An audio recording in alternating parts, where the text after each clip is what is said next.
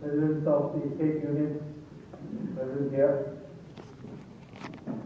and delegates to this first study camp, so to speak, of the Virat Hindustan Sangam.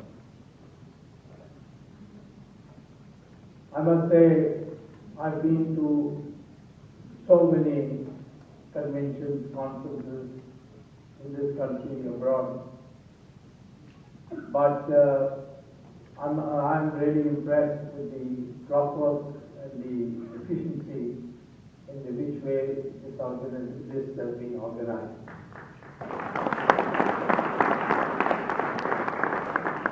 I tried to compliment Jagdish Shetty, but he said, no, you give the compliment to the Maharaj Secretary.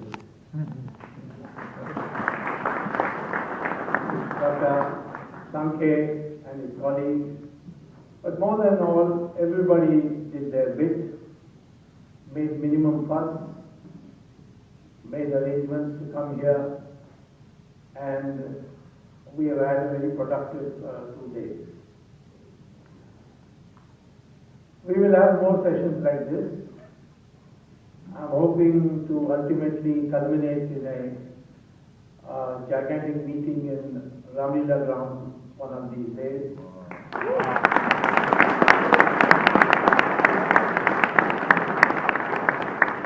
In which all these prominent sadhus and sons who have scholarly bent of mind, who have written books, such people will be invited. Because the country needs today a new leadership. Not, I don't say young leadership, because after Rahul Gandhi, the word young has got a bad name.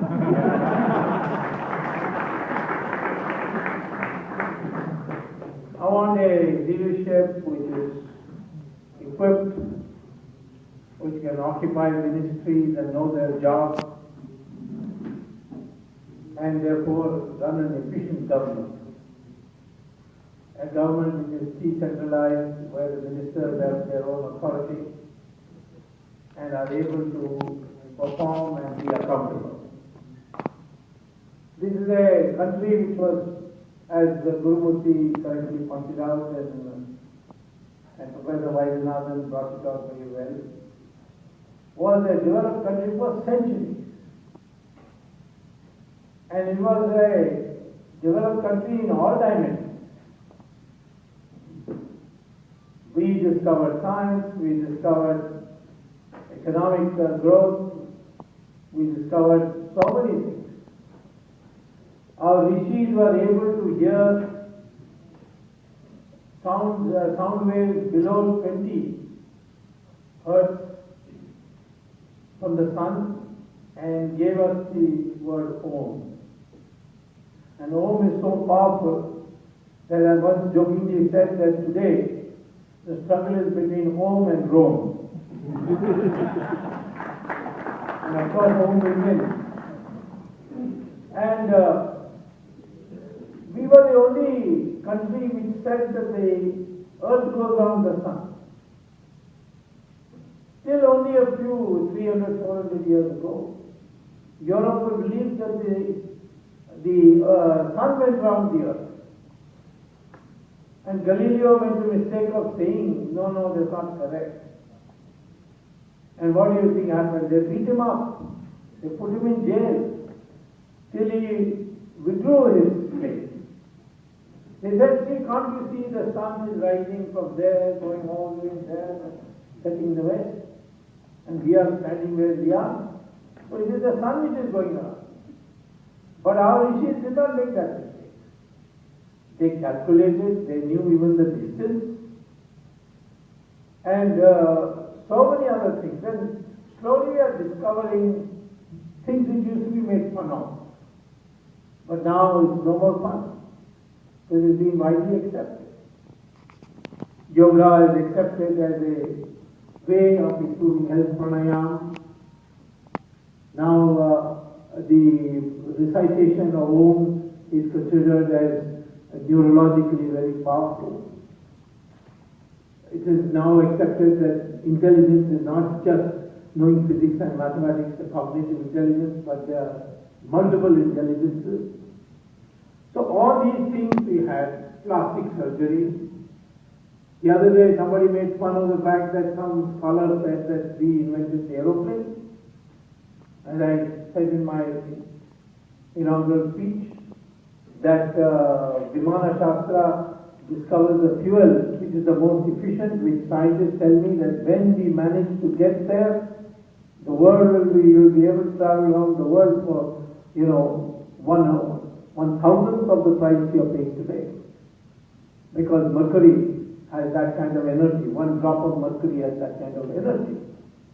So this is there in the Vimana Shastra. Decimal points. If there was decimal point was not there, how difficult calculations would have been. Algebra, geometry, calculus. In fact, calculus was sent by Bhaskaracharya to Leibniz in Europe. Leibniz made the mistake of sending it to Newton, and Newton published it as his own. And there was a big jagda between Leibniz and Newton as to who invented calculus, but neither of them did. It was Bhaskaracharya. So here is a highly evolved, in scientific terms, society. The people who came from abroad, like the Chinese travelers. Now people, yesterday there was a reference to my having unearthed a speech. This speech was given by the Vice Chancellor, the equivalent of the Vice Chancellor, is called the President of Beijing University, Dr. Hu Shi, who was a poet and a Christian. And this is not an admiring article, it is a grudging article. All the great scholars from the world were invited for the 300th anniversary of Harvard University. And each were told, you make any speech you want. And then this was reproduced in the tricentennial volume, because Harvard was 300 years in 1936, it was founded in 1636. And from China, he gave a speech entitled The Indianization of China, a case of peaceful cultural borrowing of 300 years. And he says that the Chinese were so fascinated by Hindu concepts that they even declared that India's name, they said, is Shitian Jumbo. Shitian Jumbo means the western frontier. Jumbo means the middle of the earth, Madhya Desha. So Shitian Jumbo is how India was referred to. And they came here and learned Sanskrit. And the scholars, they took back books. What did they write? What did Parsis, for example, write about India? 11 years he was here. He said, leave aside the prosperity in this country. Leave aside the scientific progress. He says, I've never seen anybody so honest as an Indian. They don't lock their doors when they go out in the night. They, if you go to their house and by chance, by mistake, you leave something, they chase you and return it back to you. Now that was the honest Indian. Can you think that we are the same Indians today? I mean, with all this corruption and so on. This was the character, this was the influence, and we lost it. Why did we lose it? Well, this is a matter for debate, but I have a thesis. And that thesis is that we had 3 rules of war, which are really meant for civilized people and not for uncivilized barbarians. First is no fighting before the sun rises and no fighting after the sun sets. That was rule number 1. Rule number 2, that fighting will be in open Maidan, not in agricultural fields, not in the city limits, but in the open Maidan. So Kurukshetra, open Maidan. Ravan had to come out of his palace and meet Rama in the open Maidan. So therefore no destruction to the civilian society. And third, if you lose the war and you apologize, then you are forgiven, everything is given, and you are sent away. Now Muhammad Ghori came and he lost the war, and Prithviraj Chauhan forgiven. How many times? I don't know, 16 times. No, 17 times. And the 17th time his father-in-law betrayed him, and then Muhammad Ghori, he took his revenge. He killed Prithviraj. I think he took him to Kabul and all the way. Like, yes, correct. His eyes were closed out. Yeah, and the man who helped him, Jaijan, he cut his head in public. So that's how Islam came. So Prithviraj Chauhan made a mistake. He tolerated amongst ourselves, you can forgive and all that. But not with these foreigners who came from abroad, the barbarians. And even forgiving them once is wrong. So therefore, like Monu Nalapat says, today we are facing the same kind of force. This ISIS is no joke. It's a hellbent. They say India is an unfinished chapter of Islam in their publication. What does that mean? Meaning that everywhere else they converted the country, they conquered to 100% Islam. But India, after 800 years, they could not convert even more than 20%. So therefore, this is the nation we inherited. And because of certain factors, whatever they were, we underwent, but we never gave up fighting. Everywhere fighting was going on. And therefore, that is why today we are still a Hindu nation in the sense of numbers. So we have to return back to that cultural system where we were 100% Hindu. The Parsis came, they were running helter and skelter after Islam conquered Persia, and here we received them. The Rana, Jada Rana as he was called near Kutch, he received them, he called the Dwarka Shankaracharya, and he said, these people they want protection, they want to live here, what shall we do? So Dwarka Shankaracharya said, yes, they're welcome, we'll give them a place to stay, we will build a temple for them, the fire temple, but 5 conditions. And these conditions they must agree to. And their parties agreed and still follow it today. Condition number 1, no Persian clothes. You have to wear our clothes, that is sari and things like that. And that's why you see Parsi women will be always in sari, particularly on the occasion, on special occasions. So number 1. 2, you can't speak Persian, you have to speak Gujarati. So all Parsis, they don't speak Persian. Persian is their language, which the Muslims later on appropriated, but they speak Gujarati. Third, he said that you cannot eat the cow. Even today, the strict Parsis do not touch cow. Westernized Hindus and westernized Parsis, what they do, I am not into that. But the Parsis today will never touch a cow.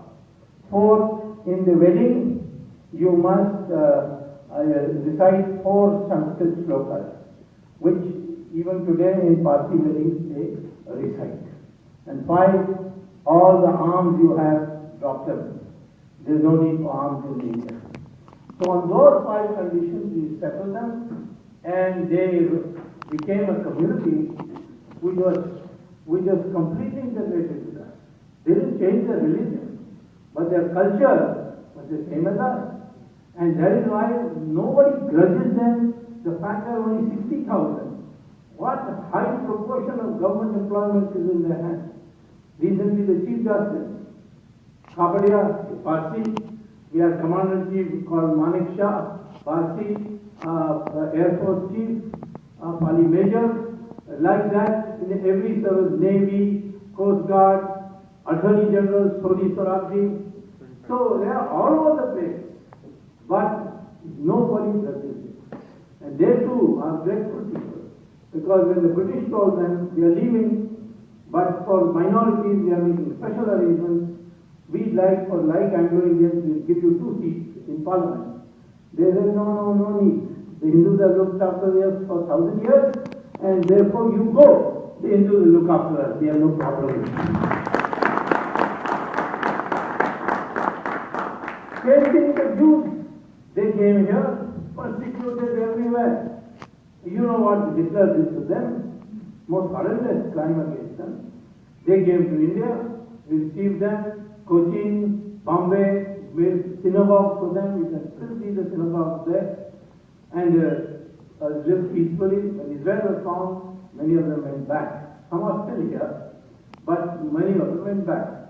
But Israel Parliament, after adopting the Constitution, passed its first resolution, and it said, "Thank you, India, you are the only country which didn't persecute us too."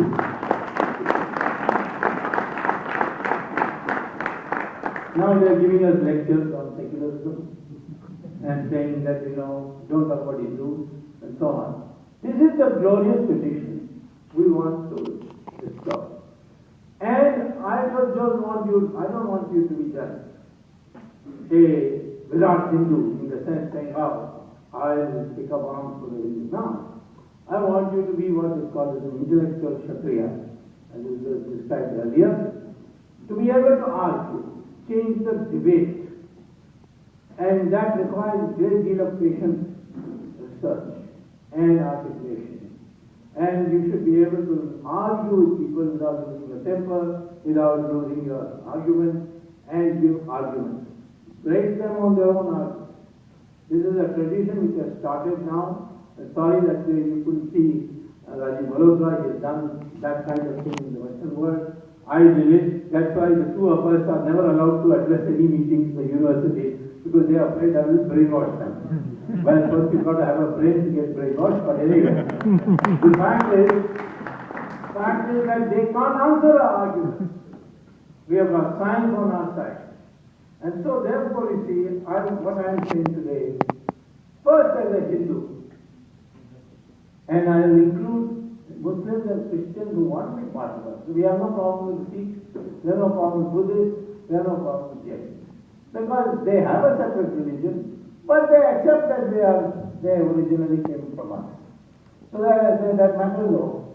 Christians also, they accept that they are, but they consider themselves an international community. That's where the problem arises, and that's where we have to take some precautions. Otherwise they will try to convert us to Christianity. Christianity is disappearing in Europe and America. And therefore down Latin America and Asia are two parts where the Catholic Church is particularly keen to get recruits for Christianity. That's why they are so aggressively here and aggressively against anybody who blocks the way. But with Islam, we have to come to terms. We should have come to terms in 47, which is not. The Indian Independence Act. You see, there was only India first. And that India is not what you see today. It is India directly administered by the British and 600 kingdoms where the British had their regents who really was the executive authority. So the kings were just rubber stamps. But they were kings. Mysore king was there, Indore king was there, Patiala king was there. All kings were there. 600 of them. And the British then decided we have to create Pakistan, so we need a legal basis. So in their House of Commons they passed an act, the Indian Independence Act. In that, what is the objective of that act? They say we want to create a Hindu India and a Muslim Pakistan. This is what the British Parliament passed. So what was Pakistan was to be Hindu, Muslim, and what was to be remaining was to be Hindu. And those 600 kingdoms became independent countries. So therefore, we had a royal mess. I mean, imagine all these independent kingdoms which we today have merged into our country. And so credit was Sardar Patel. He sat with each of them with a turn by turn. Some he used cajolement, some he used bribery, some he used arguments, and occasionally he gave to the danda also when it became necessary. And Samadam based on they say in Sanskrit, he converted out of 600, 500 rajas to sign that we are merging our kingdom into India. And that's why we have today a big India. Only 100 went to Pakistan. Now, at that time, the Muslims who stayed behind in India, we should have had an understanding with them. And that understanding should have been that you accept that you want to stay with us, because the British Independence Act doesn't provide for your staying in India. But we Hindus are large artist people, you can stay. But you have agreed that your culture is Hindu because your ancestors are Hindu. And it doesn't no necessity that you have to change your culture because you change your religion. In Iran, they have accepted the Zoroastrian language of Parsis. They have not invented a new language. They didn't bring Arabic to Persia. So the same way they should have accepted that we accept the primacy of culture, and we accept that we are descendants of the same people that you are, that we are also of this soil, but we worship, we follow Islam, we believe in the Prophet, that kind of thing. That we were accommodated, just as we have done for Buddhists, we have done for Sikhs, we have done for Jains, that's not a problem. But that time we didn't do it. And now we have a problem, because the Muslim of India today, by and large, considers himself part of the international Muslim community. So every policy is being looked at from the international point of view. Should we have friendship with Israel? Of course we should have. There are no conflict with Israel. Israel is giving us the weapons, is giving us the intelligence on terrorism, and it votes with us on Kashmir, it supports us in the United Nations, and there are also people with our ancient religion with which we have some commonality. So we want to be friends with Israel. And Jawaharlal Nehru's period, Israel was treated as an enemy. It only was turned around when Chandrasekhar's government was formed, and that time I moved that we should diplomatically recognize Israel, and we couldn't get it completed. Then Narasimha Rao came. I was a minister in Narasimha Rao's government too. He had a minister rank position, and we got it done in that time. Israel has since then been a source of strength for us. But the Muslim community, they said, no, you can't vote for Israel in the United Nations. You have to vote for Hamas. Why we should vote for Hamas? Have they, any Muslim country, single Muslim majority country, ever voted for us on Kashmir or anything else? What about the resolutions they have passed on Virat? So all these things considered, I don't blame the Muslim community for voting against us and voting for Pakistan. All right. But then why should our Muslims vote on international reasons instead of national reasons? And this is not I'm saying because I'm anti-Muslim. I said this to the Tamils also. How stupid of you that you want us to oppose Sri Lanka because the Sri Lankans have a war with the LTTE. Now those are Tamils of Sri Lanka. Let them look after themselves. Yeah, and why should I allow the Chinese to come into Sri Lanka because you don't want me to have anything to do with Sri Lanka? And in any way, let me tell you, in Sri Lanka the Sinhalese came from Bengal and Bihar. And I don't know why the Bengalis and Biharis don't speak for them, but the Tamils are aggressive. They say, no, our Tamils, not our Tamils. We are Indians, so therefore Indian national interest will always prevail over regional interest. Even if it is Bangladesh, if it is necessary, we will have national interest prevail. But of course, what is happening vis-a-vis Bangladesh is different matter. Now, coming to this issue of Muslims, remember one good thing about the Muslims, their mind is clear. This Hindu mind is like Arjuna, sitting in the middle of the battle. Shall I fight, shall I not fight? And it has been explained to him why he has to fight. His wife has been stripped in the court, and Arjuna is still worrying, shall I fight or shall I not fight?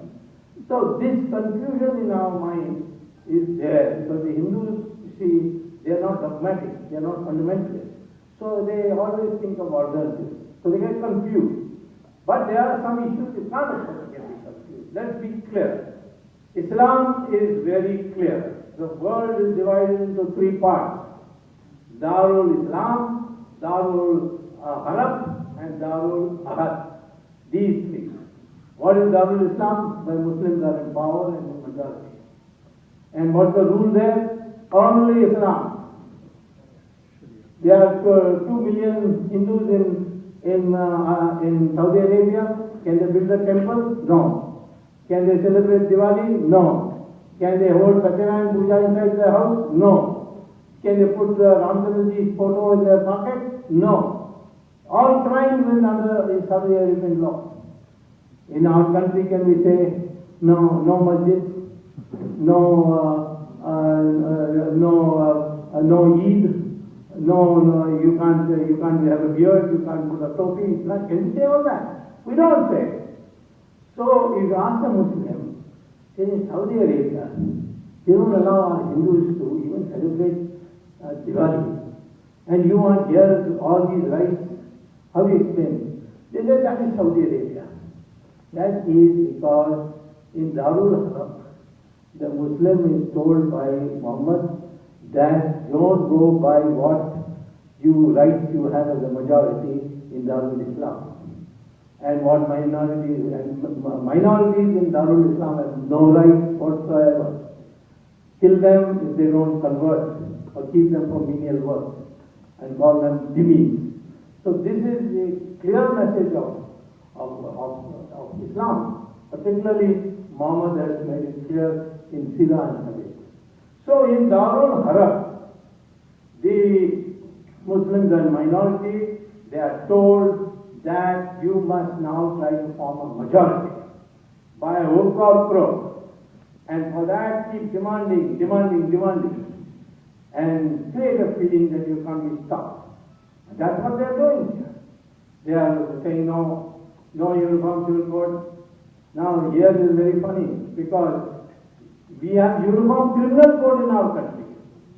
There is a Sharia criminal code, but the Muslims don't want that. They say, no, that's different matter. I said to them, why don't you ask for your separate criminal code where if you rob, your hands will be cut off. So they say, no, we don't want that. We only want uniform civil. We don't want uniform civil code. But even on the uniform civil code, in Australia they have accepted uniform civil code. Why? Because there they are in a place in a minority, but the majority is united. Here the majority is not united. So that is called Darul Ahad, and we are called Darul Harab. And therefore the behavior of the Muslim is according to the situation. And their mind is clear on that. So we have to understand that also. That there the Hindus become united, you will find the Muslim community the most reasonable community you can possibly have. If they are 20%, 15% won't make a difference. They will be very, very nice. You have to see that. We are 80%. If we can get even half our electorate united, you will get 2/3 majority. So our focus in wanting majority is partly because this country, if it is going to have a continuing civilization and a Hindu foundation, then it must be a country where the Hindus are united as Hindus, which means giving up all these divisions. These divisions are bogus. Aryan-Dravidian theory is bogus. The differences in South-North is bogus. Difference between Brahmins and scheduled castes and Shudras and Vaishyas are different bogus. It has nothing to do with birth. It is, we are one people, one DNA, but Varna system is a decentralization of power. Rishi Prabhu told Bhardwaj that if you want a stable society, these 4 sources of power should be decentralized. Learning, knowledge is power. Weapons is power. Money is power. Land is power. And these four should be separated, that no one person has more than one of them. So if you have knowledge, you will not have weapons, you will not have land, you will not have property. That's the concept of the Brahmin. So these are where we divided society, and unfortunately it got mixed up with birth. Where is the place where it says that where you are born, that is your varna? There is no place. Krishna Bhagavan says very clearly, it's guna. And we know our Vishwamitra, who was Rishi of Rishis, who nearly created a parallel universe. Vishwamitra was born in a Kshatriya. So, what about Vedavyasa, who wrote the Mahabharata? He was born, his mother was a fisherwoman. Kalidasa was a Manavasi. Similarly, you know that Valmiki was a Dalit. They all became Maharishis. How could they be if there was birthplace? So anyway, that's all gone now.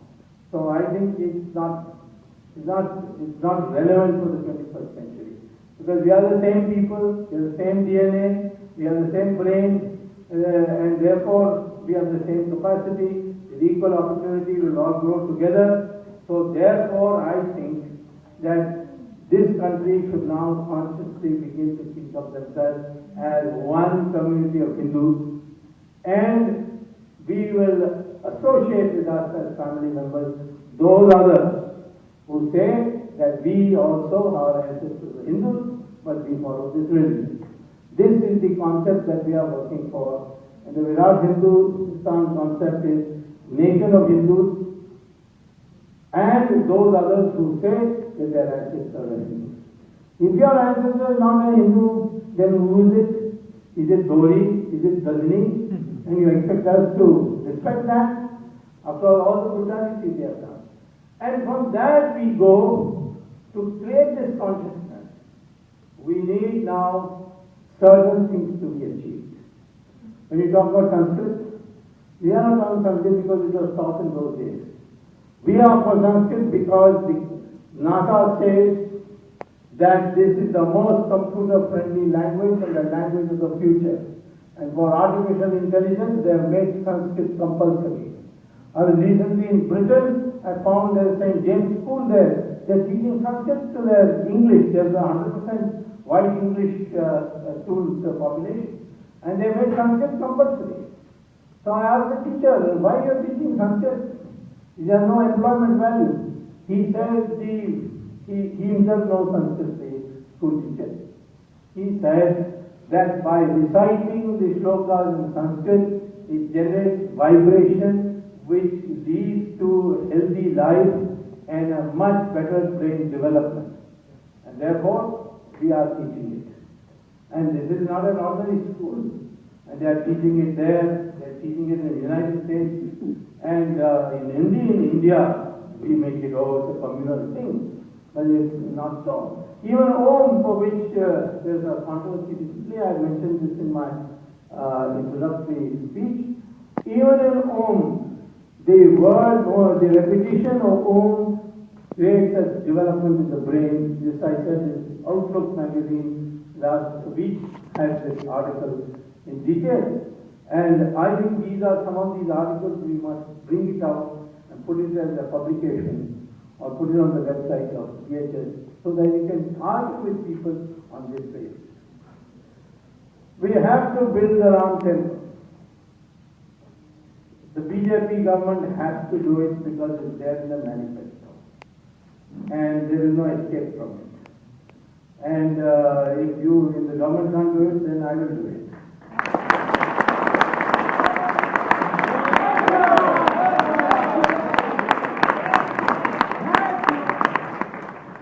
Ram Setu, they are not given up hope. And finally, Sudarshan Ji was the RSS chief, called me up and he said that Ram Setu is being broken in 1 week. RDX has been fixed in all the places. I checked up and I found that yes, RDX has been put there and they were going to blow it up and that will be the end. And Ashok Singhal said that it will be unbearable for me if Ram Setu is blown up. And there was nobody else who was willing to do anything. None of my colleagues were ready to raise it in the parliament. So, went to Supreme Court. And luck was there. Because my petition was filed, it was placed before the Chief Justice of India, Balakrishnan. I don't know whether it's deliberately or what. When I went that day to argue, the day it was listed for argument, I found that Sri Balakrishnan, Chief Justice Balakrishnan, has gone off to South Africa to give a lecture on Mandela. So I went to the registrar and said, what happened to my case? He said the Chief Justice has specifically written that this particular case, petition filed by Dr. Swamy, will be only posted before me. So I said, when is he coming back? He says, after 1 week. And that 1 week would have been blown up. So what do I do? So I said, I'll go before the next next judge, CMO judge, Justice Agarwal, who had a reputation for being rude and cruel, and people were afraid of him. And I said, I'm going to appear before him. So my wife, who's a lawyer, said, my God, he will humiliate you because your name is not in the list. On what basis you will stand up? So I went there, I stood up. He said, yes, Mr. Swamy, why are you standing up in my court? I said, well, I had a petition in the Chief Justice Court, and I've just been told he's going to South Africa, and that he can't be heard till he comes back. That means there's no Chief Justice of India today. He said, what do you mean? I am acting Chief Justice. That is equal to my being Chief Justice.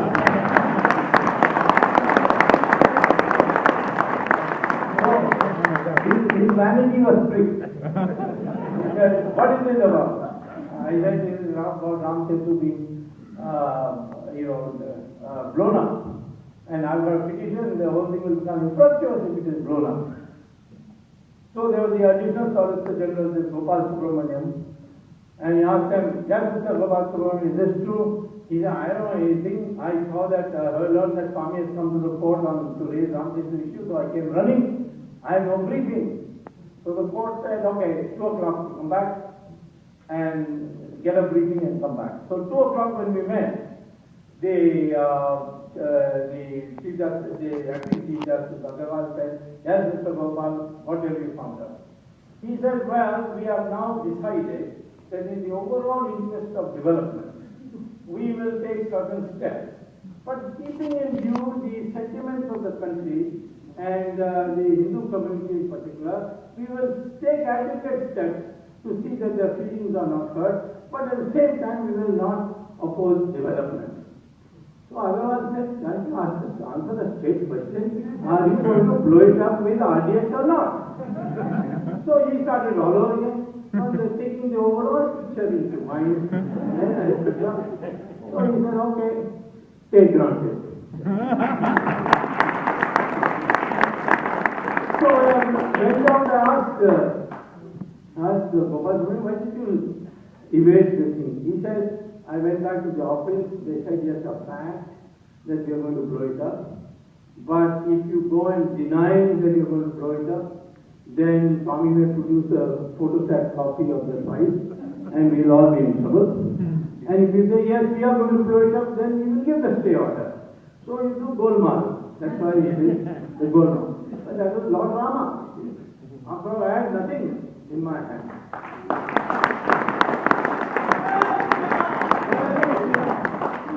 The same thing is happening with Ram Temple.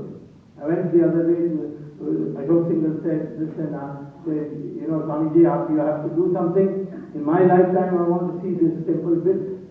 And this government is still going very slow. So I went to the court and said, I couldn't say, no, Ram Temple building, I have a petition pending, but there are so much arguments left in that in the Supreme Court. So I took the another route. I said that the constitutional bench of the Supreme Court had said that the makeshift temple, with tarpaulin and all that, there is a temple there, that will continue till this dispute is settled, but no pakka building will be made there. And those who want to take darshan of this Ram temple, they should be allowed on payment of 25 rupees. So therefore, darshan has been going on. People are coming in lakhs and lakhs, you see. And UP government has got 300 crores in subscription alone, I mean entry fee alone. So I took a petition that the Supreme Court has allowed darshan, wonderful, but there is no bathroom, there is no water cooler, there is no place to keep your chappal, and the parking lot is 2 kilometers away, and people come in the hot sun, there is no wheelchair, there is nothing, and this is an insult to the public, that you have allowed the darshan of Lord Rama, but you have not created the necessary amenities. And I said, there is nothing in the judgment which says you cannot create amenities. And I must say, the Supreme Court ordered the Indian government, that is our government, that immediately take down whatever amenities Dr. Swamy wants and get it implemented.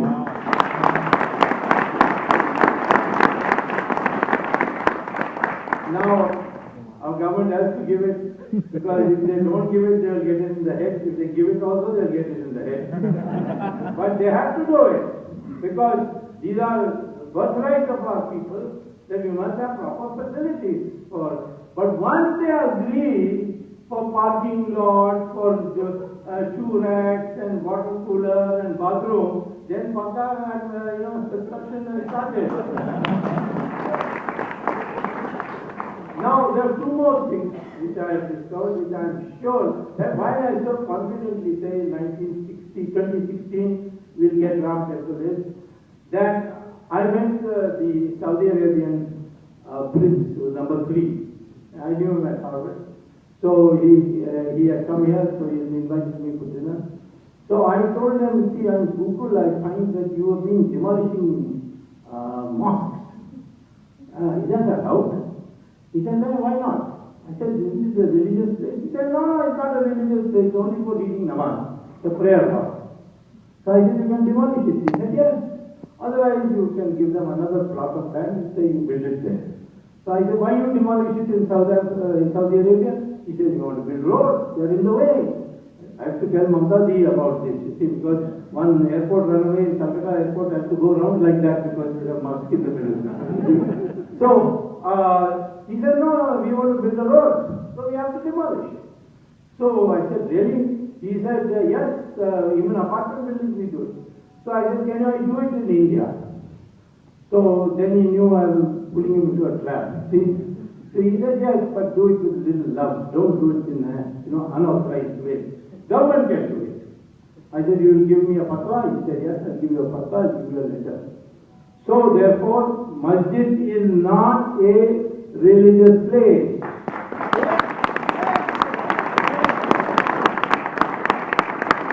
Masjid is a prayer hall which can be built anywhere. In fact, the Saudi Arabian prince told me that we have prayer halls in the airport. That doesn't make it the airport is a religious place. So we can break it, you can shift it, you can give. There's a river in Ayodhya, it's called Saryu River. Just across that we can give them a property. Then another thing. As for Hindu temples concerned, it's a totally different situation. Hindu temples are built, when they are built properly, according to Agama Shastras, by holding 41 days of fasting and a prana pratishtha puja.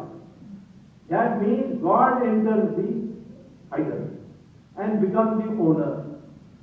And therefore, under Hindu law, which is accepted by courts all over the world, that is, God becomes the owner, and therefore a temple is once built according to prana pratishtha puja and Agama Shastra, is always a temple, whether puja takes place or not takes place, or whether you have demolished it or not demolished it, it remains a temple. So if it can be shown that there was a temple below Babri Masjid, then if we have a right. And this question was posed by a constitutional bench to the Supreme Court to the Narasimha Rao government. They said, you couldn't stop the demolition of Babri Masjid, now you tell us what is the solution? And give us an affidavit. So the Solicitor General gave it in affidavit. And what did he say in the affidavit? That if it can be shown that there was a temple, pre-existing temple, over which this masjid has been built. Then we will hand over this entire land to the Hindus to build a temple if they want to. This is what the affidavit has given. Now, is there a temple? Was there a temple below? The Allahabad High Court set up a commission inquiry, used laser beaming, earth satellite imaging, then dug the ground and discovered that there was indeed a temple. So there was a temple, and it was on it was Muslim listed. Masjid temple is permanent. It is owned by God. None of us have any control. So therefore, temple is something that you cannot demolish. Even if you break its structure, it can be rebuilt. Masjid can be shifted, and therefore, what is the solution? Which I'll go sometime soon. I'll go to the court and get an order that the government of India, as per its assurance, can build their temple. I hope the Muslim community, and see, by the way, that masjid was also is not a Shia, it's a Shia masjid, it's not a Sunni masjid. I don't know how the Sunni walas are poking their nose into it. And the Shia superintendent of Babri Masjid said, I am ready to hand over this for Ram temple, and you gave us a masjid of Kafir. So therefore, all these Hindu items, such as Ram temple, Uniform Civil Code, Article 370, all these legally prepared documents to empower our VHS people so that you can argue. We don't want people who put curries and microphones and all that political party workers can do. All these intellectual Kshatriya which will work to change the mind, the thinking of the public by arguing with the people with self-confidence. And that is why we have done this. We will have many more such brainstorming sessions so that you ultimately will become completely empowered. You yourself will be able to go to court and get PILs done and start a new. And I would say in the end that in order to be good Hindus, you must develop the moral strength by having good habits and also by defending the weak, and that includes those who try to brutalize women. You must stand up for them and usher ourselves into the 21st century where women and men are equal and are able to go forward. We've always regarded women very highly, and we must restore that position. As I said once, I was wondering if in the heavens, if I was to form a cabinet, who will be the Prime Minister? I said it will be Brahma. Then what will be Shiva and Vishnu? I said, well, Deputy Prime Minister. Then what about portfolios? So I said, let me take the first three important portfolios. Defense, Durga. Finance, Lakshmi. Education, Saraswati. These are all women. And then I searched for any male god getting something. I found that information broadcasting was given to Narad Muni and presently held by Arun Jaitley. Well, thank you very much and hope to see you again.